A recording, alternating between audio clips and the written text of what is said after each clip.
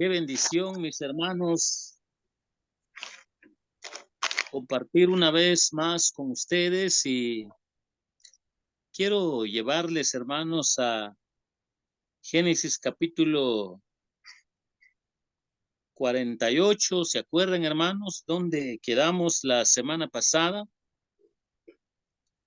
Donde vemos el contexto de que la palabra de Dios, hermanos, nos revela ya la forma como Jacob se despide de sus nietos, de sus hijos. Vamos a ir ampliando esto, pero principiando con los hijos. Y hoy vamos a ver un poco, hermanos, los primeros puntos que tenemos de los versículos que tomamos del capítulo 48 y capítulo 49. Y hermanos, para aprovechar nuestro tiempo, yo creo que ustedes ya tienen ahí la porción bíblica de Génesis capítulo 48, capítulo 49, para hacer las ampliaciones que tenemos y ver las lecciones que la palabra del Señor nos enseña. Y mis hermanos, podemos nosotros notar que todos los hijos de Jacob estaban vivos. Este es otro de los puntos que vamos a ampliar para poder reflexionar en la palabra del Señor. Y mis hermanos, nos ayuda a entender que su llamado que los hizo reunirse fue un precepto para que ellos se unieran en amor, pero el punto acá es para que también ellos entendieran que ellos no tenían el llamado ni la responsabilidad de mezclarse con los egipcios. Y cuando vemos a excepción de José, que ya la charla con José ya pasó, ya Dios le dijo a José qué va a pasar con sus hijos, de acuerdo a la última referencia que hicimos la semana pasada, qué iba a pasar con los hijos de José, o sea, con sus nietos. Vemos que el punto, hermanos, en cuanto al llamado, entonces, lo hizo para que ellos comprendieran, hermanos, a unirse en amor, pero el punto también a no mezclarse con los egipcios. Si hay algo hermoso, hermanos, dentro del núcleo familiar es aprender a reunirse en amor. ¿Por qué, hermanos? Porque esto glorifica al Señor. Hay familias que son tristemente conflictivos. Hay familia que no llevan esa unidad en amor y que ni aunque sean puros hermanos, siempre hay conflictos y lo llevan a peores momentos y que no da lugar para que puedan mantener esa unidad en amor como familia. Pero notemos, hermanos, que el punto acá del anciano Jacob, que le hizo ver a José y qué iba a pasar con sus nietos, llama ahora a sus hijos, todos están vivos, para que aprendan a estar en unidad, en amor. Los dos hijos de Jacob aprendieron mucho de la madurez de José al perdonarles, al enseñarles grandes lecciones espirituales, y nos ayuda, hermanos, para que nosotros podamos ver que esta unidad en amor nos ayuda a ver nuestras flaquezas, a ver nuestras responsabilidades, pero con el propósito que el núcleo familiar no se quiebre, no se desarme, que el núcleo familiar no está con el propósito para que cada quien haga lo que quiera o que se vaya donde quiera, sino entender los planes de Dios en amor y en unidad Y el punto donde arranca acá entonces Jacob es para resaltarles a cada uno de ellos que por favor no se mezclaran con los egipcios.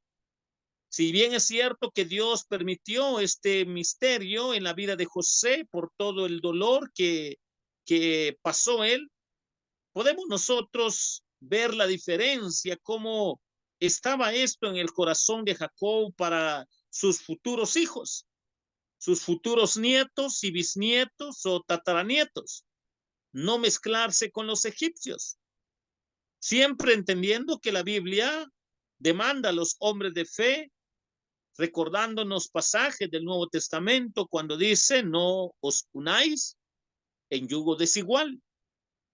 Y noten que esto sigue. Podemos ver, hermanos, que eso ha sido la prioridad en la vida de Abraham, de Isaac, ahora de Jacob. Eso ha sido la prioridad a pesar de las circunstancias que se han dado o de lo que la voluntad permisible de Dios ha hecho en medio de mucha adversidad. Podemos ver que lo que es fundamental sigue, lo que es la prioridad sigue. Buscar pareja en el ámbito de fe, buscar unión en el ámbito de fe, ver que la familia se mantenga sobre esta premisa mayor para que nosotros podamos ver esta gran verdad que acá se mantiene en el corazón y en el pensamiento de Jacob para obedecer los mandatos del Señor, que estén en unidad y en amor, pero que también no estén mezclados con los egipcios. Entonces, cuando nosotros vemos, mis hermanos, que Jacob predijo que no iban a separarse como lo hicieron los hijos de Abraham e Isaac, hay otro punto acá, hermanos, para comprender que si ustedes se acuerdan, los hijos de Abraham, ¿quiénes fueron los primeros hijos de Abraham? Ya sabemos que está Isaac, pero también está el otro, Ismael, y se tuvieron que separar, dándonos cuenta que el propósito de Dios no se cumple en la carnalidad. El propósito de Dios, de acuerdo a su promesa, se cumple de acuerdo a la línea de fe, pensando en Abraham y pensando en Isaac, ocurre igual. Nace Esaú y nace Jacob. Tiene que salir a luz que en Esaú, pues, no le interesaban las cosas espirituales y que sale a luz que él era capaz de vender su primogenitura por un plato de lentejas, por no priorizar lo que es la línea de fe, por no priorizar lo que son los mandamientos de Dios, por no priorizar la palabra de Dios.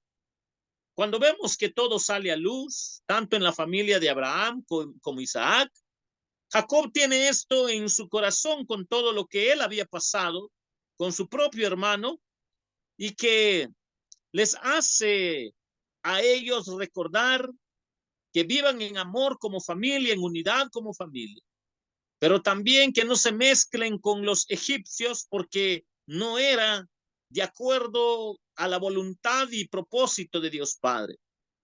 Pero también les hace recordar, mis hermanos, que ellos como familia no se iban a separar así como le pasó a los hijos de Abraham, ni así como le pasó a los hijos de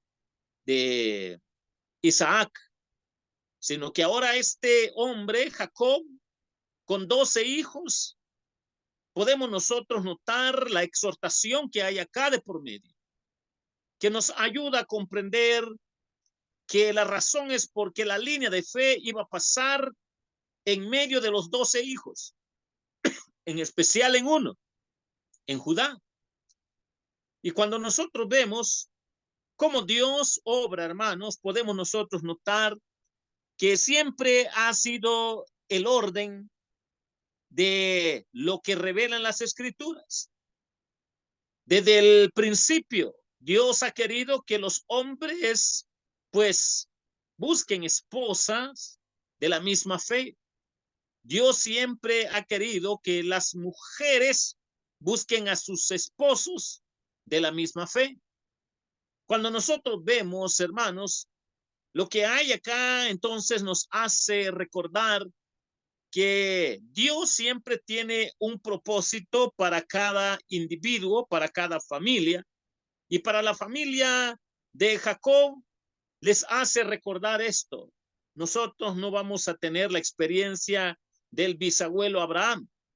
Nosotros no vamos a tener la experiencia del abuelo Isaac. Nosotros, Dios nos está llevando para ser un solo pueblo, para vivir en amor, en unidad, para no mezclarnos con los egipcios, porque la línea de fe va a pasar con mi familia. Mis hijos van a representar a las 12 tribus. Mis hijos, Dios los va a usar de acuerdo a su propósito. De los lomos de mis hijos van a salir varios príncipes. Y cuando nosotros vemos lo que hay en todo el desarrollo de la historia, podemos entender el propósito de Dios para con cada hijo. Pero nos hace recordar, mis queridos hermanos, que para cada quien, por su forma de ser, por su personalidad, por su relación con Dios, por su nivel de vida espiritual, Dios siempre tiene un propósito para cada hijo, para cada padre de familia. Esto era lo que estaba por ocurrir cuando Dios les revela a ellos lo que les iba a corresponder como herencia futura, como hijos de Jacob, por lo que ellos han vivido, por lo que ellos han sembrado. Y entonces, hermanos, podemos nosotros comprender lo que nos enfoca la palabra de Dios. Aprender, mis hermanos, que todos debían formar un solo pueblo. Los 12 hijos de Jacob iban a formar solo un pueblo. Y nos ayuda a reflexionar cómo los planes de Dios se van perfeccionando, cómo los propósitos de Dios salen a luz y cómo cada quien tiene que cosechar lo que ha sembrado. De acuerdo a su carácter viene la bendición, de acuerdo a lo que han sembrado, a lo que han vivido cada hijo de Jacob. Y mis hermanos, no vamos a considerar este discurso como expresión de sentimientos particulares de afecto. No vamos a considerar este discurso en esa dirección. Mis hermanos, el resentimiento o parcialidad debe de hacernos reflexionar, mis hermanos, para poder comprender que más allá de nuestro resentimiento o parcialidad o lo que ha vivido cada hijo de Jacob, tenemos que entender, mis hermanos, que lo que hay en el fondo de cómo Jacob habla a cada uno de su hijo, qué va a hacer, qué va a suceder con su familia. Mis hermanos, podemos nosotros ver que en el fondo hay un lenguaje revelador de profecía del Espíritu Santo que declara el propósito de Dios respecto a cada hijo que va de acuerdo a su carácter, las circunstancias y la situación de cada hijo, de cada tribu que iba a ser en el futuro, que descendían de los hijos de Jacob y que puede identificarse en sus historias de cada uno de ellos. Entonces, la bonita escena con José y sus 2 hijos ya pasó. Ahora viene los últimos días de Jacob, llama a sus hijos y hace resaltar esta perspectiva que hay para la familia, que hay para el futuro de la familia de Jacob. Y mis hermanos, cuando vemos acá entonces que hay un lenguaje profético del Espíritu Santo para hacernos comprender, mis hermanos, las responsabilidades que tenemos delante de Dios y que no nos escapamos, hermanos, con lo que sembramos, no nos escapamos, mis hermanos, con lo que hacemos, cómo actuamos. No nos escapamos como hemos vivido en el pasado, porque Dios es justo. Dios obra de acuerdo a nuestras iniquidades, a nuestro temperamento, a nuestra forma de ser, a nuestra forma de pensar, que desconectado está con el plan de Dios, con la palabra de Dios, con las promesas de Dios, con los mandamientos de Dios. Dios va a obrar, mis hermanos, de esa manera tan sobrenatural que nosotros no lo podemos comprender el 100% porque somos humanos finitos. Tenemos ciertas limitaciones y solo el poder revelador del Espíritu Santo hará que salga a luz lo que realmente corresponde para cada hijo, para cada familia, porque esto es lo que está por suceder con los 12 hijos de Jacob.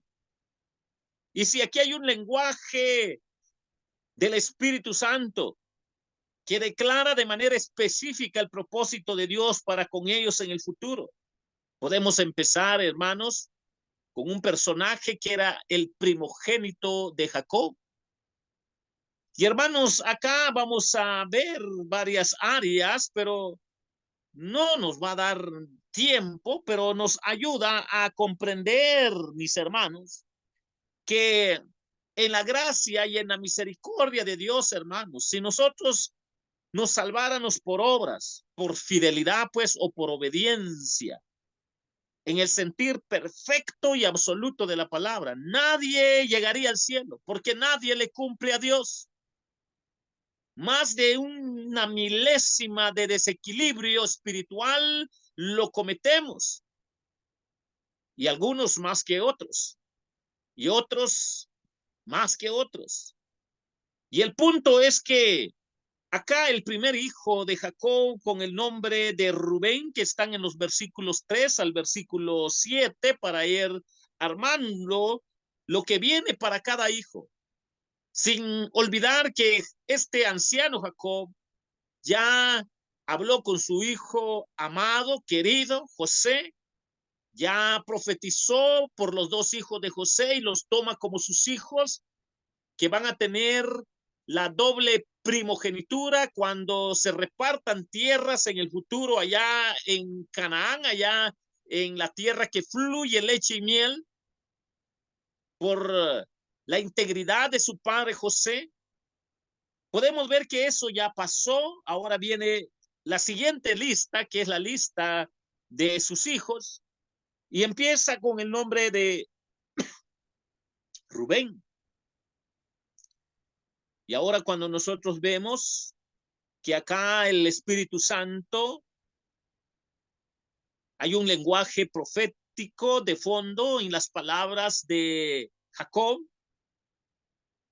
podemos nosotros ver, mis hermanos, que Rubén fue el primogénito, pero Dios saca luz todo lo que el hombre siembra en secreto. Hay un gran pecado en la vida de Rubén, y este pecado en la vida de Rubén hace a que él pierda su primogenitura. Y vemos, hermanos, que la historia de Jacob se quedó con varias esposas, pero una de las esposas fue tomado por su hijo Rubén, que empezó a enamorar a una de las esposas de su papá. Recordemos, hermanos, que el contexto bíblico, de acuerdo a las enseñanzas que hemos aprendido, no es que Jacob quería 2, 3, 4 esposas, 5 esposas, no.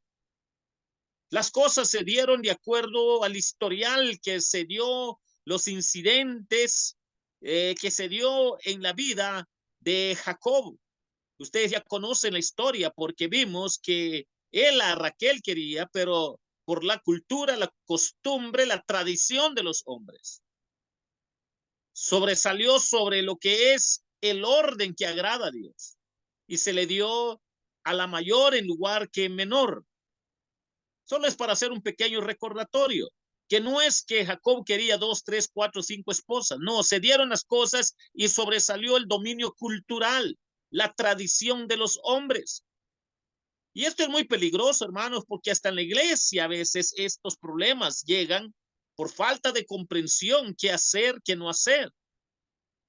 Cuando nosotros vemos que se vino una primera hermana, la mayor, que era estéril, la costumbre era llamar a la sirviente para que pudiera levantar descendencia con su esposo.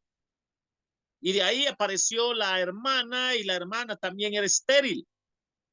Cuando nosotros vemos que él se quedó con 4 esposas, en lo que nos enfoca la Biblia, podemos darnos cuenta, hermanos, la, la realidad de lo que es la tradición de los hombres, que a veces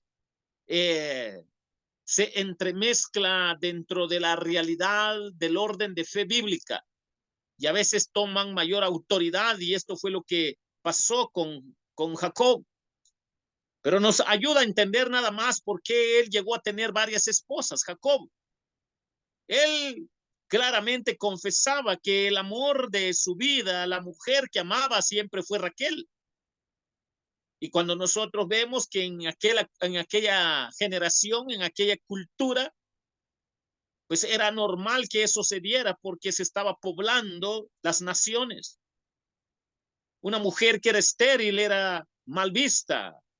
Una mujer que era estéril, pues ellas comprendían que eso pues solo traía mal, porque ¿a quién le iba a quedar tanta tierra? Y mis hermanos, cuando vemos que está acá el orden de la primogenitura, el problema de Rubén es que se acostó con una de las esposas de Jacob, su padre. Y tristemente, hermanos, podemos recordar esta historia, que el siguiente hermano de Rubén, que tenía que pasar la primogenitura, alcahueteó el pecado de Rubén, tapó el pecado de Rubén, sabía lo que estaba pasando, y en lugar de decírselo a su padre o confrontar a su hermano, pues él tristemente colaboró con su hermano para que esto de alguna manera se fuera más. Pero podemos ver, hermanos, que Rubén fue el primogénito, pero por caer en este gran pecado, tomar una de las esposas de su padre, perdió su primogenitura. Hago esta pequeña reseña para entender el contexto de lo que es el lenguaje profético del Espíritu Santo en lo que iba a suceder en la vida de cada hijo de Jacob, en los propios labios de su propio padre. Y hermanos, cuando nosotros vemos esto, podemos nosotros darnos cuenta que la gracia de Dios es infinita, la misericordia de Dios es infinita, que todos nos vamos al cielo por pura gracia. La única manera, hermanos, de llegar al cielo es por la fe en Cristo, que tiene todo el poder para perdonar nuestros pecados, nuestras iniquidades. Porque tal y como dice la Biblia, claro que Dios no está avalando la fornicación de Rubén, ni mucho menos Jacob está avalando o autorizando la fornicación de Rubén. Pero podemos nosotros notar, hermanos, que todo tiene consecuencia.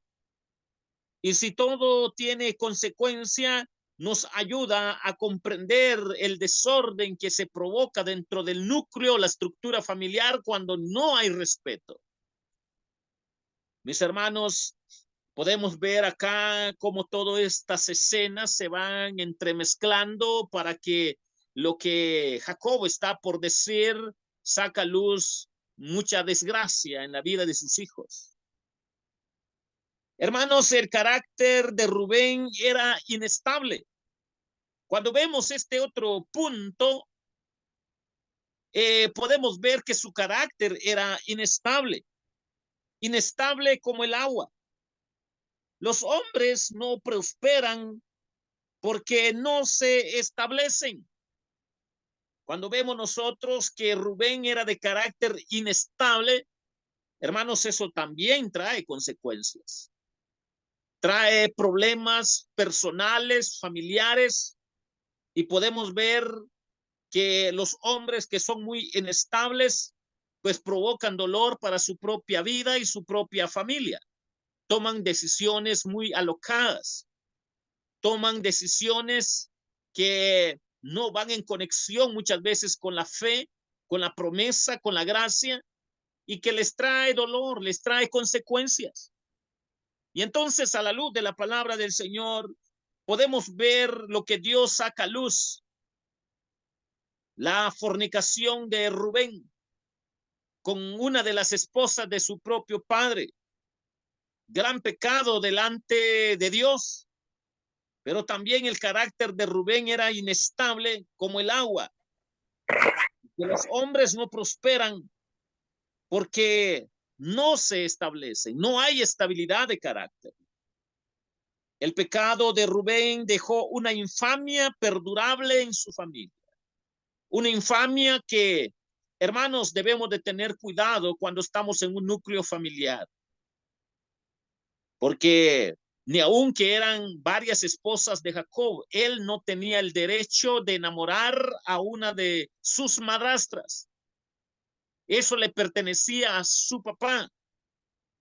Y cuando vemos que ni aún fue la influencia cultural que dio lugar a que él quedara con varias mujeres, tampoco es para que el hombre de fe no entienda que Dios lo que quiere es que el hombre de fe tenga una sola esposa, que en ningún momento le está diciendo al hombre de fe pues tener que tener 2, 3, 4, 5 esposas, porque esto es la forma como lo practican muchos palestinos, muchos árabes descendientes de estos pueblos, Esaú, Ismael,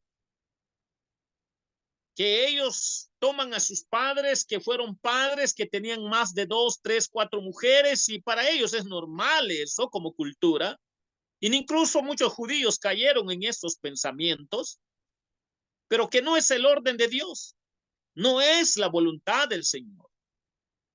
Mis hermanos, nosotros podemos ver el pecado de Rubén como cristianos que somos, que ahora tenemos más luz, tanto del antiguo como de la gracia de Dios, que es el evangelio, que no debemos de vivir de esa manera. Tenemos que aprender a respetar el núcleo familiar. Por eso es que los mandamientos que Dios le reveló a Moisés en el futuro concuerdan con estas verdades que ellos ya iban practicando, ni aun que no estaban escritas. No tomarás, no te acostarás con la esposa de tu padre o de tu hijo. Hay muchos mandamientos en relación para la santidad del núcleo familiar. Hay muchos pasajes para cuidar esa santidad del cónyuge, para respetar al hermano, al primo, para respetar que los hijos también tomen toda esta precaución para no enamorarse dentro de familiares, porque hay abundancia de mujeres. Y ni aun que sea en la estructura de la fe, hay mujeres en diferentes países, pueblos, aldeas, naciones, que son de fe, igual que los hombres. Y hermanos, es abominación delante de Dios caer en este pecado como cayó Rubén. Y el pecado de Rubén, entonces, si deja una infamia perdurable en su familia, esas marcas de dolor, esas cicatrices que quedaron, tristemente marcó mucha inestabilidad para el futuro de lo que iba a ser su propia vida. Hermanos, nunca hagamos mal. Y entonces no temeremos que nos hablen al respecto. Y cuando uno ve, hermanos, que Dios ha dejado mandamientos para la santidad, no solo de la vida, sino también del núcleo familiar, nos debe de tomar precaución, nos debe de hacer reflexionar, mis hermanos, que cuando no se lee la Biblia, hermanos, se caen en atrocidades. Tristemente, hermanos, las leyes que se están desarrollando a nivel mundial, en lugar de mantener el orden del núcleo familiar, estaba leyendo un librito, hermanos, sobre la filosofía progresista. Y la filosofía progresista, ellos tienen como enemigo para ellos, como ideólogos políticos y filosóficos de su ideología, ellos tienen las últimas dos barreras que ellos tienen para que se sientan satisfechos, se sientan que ya cumplieron como políticos o filósofos en todo el mundo, como dueños del mundo, según ellos. Ellos solo ven dos cosas para derribar: a la familia y a la iglesia. Dos cosas que ellos tienen en mente. Pero es interesante ver que en estas filosofías políticas liberales, carnales, diabólicas, el enfoque es que los niños practiquen la inmoralidad sexual desde corta edad, y si se casa un niño con su propia hermana, no hay problema. Si se casa una niña con su propio hermano, no hay problema. Si mamá se quiere casar con su hijo, no hay problema. Si quieren tener intimidad con la abuela o un hijo, no hay problema. Eso lo han criado los religiosos, dicen ellos. Esos locos fanáticos religiosos son los que lo han criado. Fíjense, hermanos, que esa filosofía que fue impregnada en letras desde el año 1980-81, que empezó en toda Europa y se dio gradualmente, agarró fuerza 90, 2000, 2010, 2020, ya ahora ya está contaminado la sociedad. Y vemos, hermanos, que es lo mismo que ellos enseñan a los niños desde las escuelas. Levantan leyes para enseñarles a los niños tristemente, hermanos, a no respetar su propio cuerpo, sea niño o niña, y que ellos ven que los obstáculos grandes es la iglesia y la familia. ¿Cómo derribar eso? Promoviendo la inmoralidad, que papá tenga intimidad con la hija, que la hija con el hermano con el abuelo, el tatarabuelo, con el nieto, y que todo sea un revoltijo. Eso es lo que está de moda en toda la estructura política progresista. No está hablando de progreso moral en el sentido conservador y tradicional de la palabra. Incluso ellos dicen, no hay problema. Si en dado caso el hombre ya no se siente bien con su propio hermano o hermana, o tío o abuelo, si quieren tener intimidad sexual, ahí están los animales. Hermanos, tristemente la iglesia se contaminó porque muchos están metidos en estas estructuras de filosofías políticas que no se dan cuenta la gran responsabilidad que llevan tras su espalda al ir a contaminar a tantos niños, adolescentes, jóvenes, adultos, y desgraciar sus mentes, ser generaciones con más inmoralidad, con más libertinaje. Pero ellos, como agrupación filosófica, política, progresista, ellos es lo que promueven a nivel mundial. Son tan descarados que lo imponen en escuelas, lo imponen en leyes, lo imponen en tanta área que se pueda, y que ya la sociedad lo vea como común. Y hermanos, podemos ver aquí lo que le pasó a Rubén.